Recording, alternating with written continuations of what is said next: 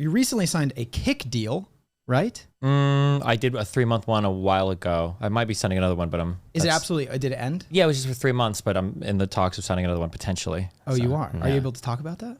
I can talk about whatever I want to talk about. Okay, yeah. And you also have a Rumble deal as well? Yeah, I do, yes. And how's...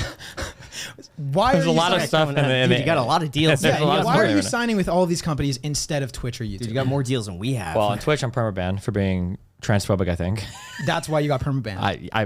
I guess so. I'm not sure. They don't actually tell you. But what did you say that was transphobic? Initially, I thought that there's a part on the TOS that says you can't like discriminate people from certain activities. And there was a lot of discussion the day before, I think, about like stuff related to trans athletes and everything. So I thought maybe I got banned for that. Then I've talked to a couple people that are like friends of the company or work in the company. And apparently I got banned for calling a bunch of people subhuman. And they... Subhuman? Yeah, that's like my go-to because it's like it's not a slur, really. Who were you calling subhuman? The group of people I was fighting with, but I guess their interpretation was that I was saying that all trans people were subhuman. So you were fighting with someone who is trans? Yeah. Okay. And that's... So you're telling that person, not all trans people. That group of people. That person. The people I was misinterpreted what you were trying to explain is what you think happened. Maybe. I'm not sure. I mean, it might have been an accurate... Maybe they think that calling groups of people like subhuman, like a group of people you're fighting with is not good. But I think it was pretty obvious what I'm talking... I mean, like, I've got a big trans community. I do a lot of trans issues on my stream. Obviously, I'm not transphobic. But when I was arguing with this group of people, I was like, these extreme like activist types on YouTube or on Twitter are all subhuman.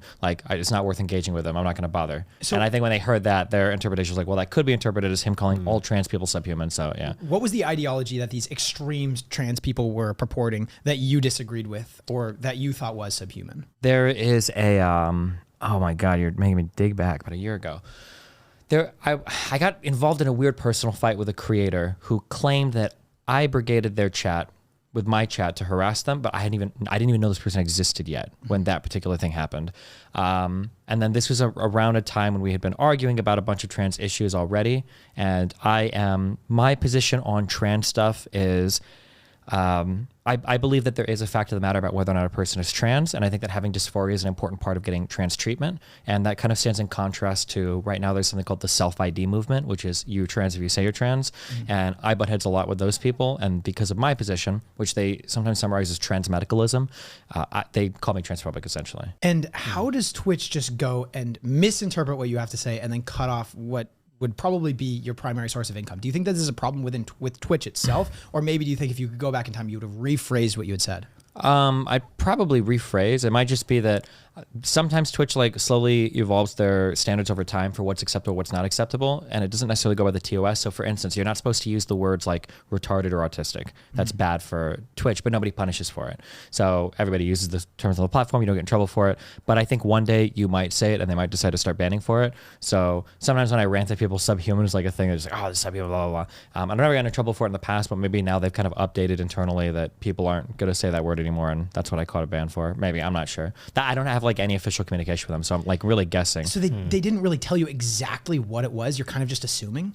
No, it's the email that I got was for hateful conduct. But that's it. It's just a very broad, sweeping, hateful. I don't think they're ever going to give you a specific. I think that's well, they have no incentive to. Yeah, right? Any social media platform, they have the right to terminate you at any point for really any reason. You're on their platform at the end of the day. So if they make the decision, whether you agree or not, I mean, they're not going to tell you because you said this, because then it gives you something to disagree with, you know? So. But then what do you think of the Twitch platform in general? Are you bullish on it, or do you think that these weird policies make it seem like it's not going to last very long, especially with all these other competitors with all of this funding coming out and then buying up streamers? Yeah, very bearish. I think Twitch has a lot of problems related to like company bloat. Like that company grew to an insane size. I think they're having a lot of trouble figuring out internally what they want the culture of the company to be. And there's a lot of different stuff that a lot of employees are working on that aren't really providing any value to users or to viewers at the end of the day. So yeah, I'm not too big on it, but I mean, who knows? It seems like a lot of people are leaving right now. I'm seeing a lot of Kick deals. A lot of Kick, a lot of Rumble, yeah. And what do you think it is about those platforms that differentiates from Twitch at this point? Is it purely because they're throwing money at creators? Or do you right now it's purely the money. Okay. Yeah. The problem, The issue with trying to build competing platforms is a few issues. In my opinion, I think a lot of the talent acquisition is not being done in the best way because the goal is to acquire talent, but you want their users to stay on the site. It's not enough to just like buy a streamer and then have them stream there and then hope that the users like stick around. Like you have to kind of build that organic viewer base so that people are drawn to the site naturally. That's a really, really difficult thing to do. I heard that a lot of the Kick revenue is coming from stake, and that when I went on Kick, I saw that gambling was one of the top things that they were, I don't want to say directing people to, but when you go to the website, on the top of the screen, you see like gambling, and you see more people are watching that than just about anything else. So Yeah, it which seems is probably why they're trying to acquire more talent is to get other types of streamers on the site. Yeah. Of course, because I could imagine they pay somebody, let's just say $10 million to stream on there for a year.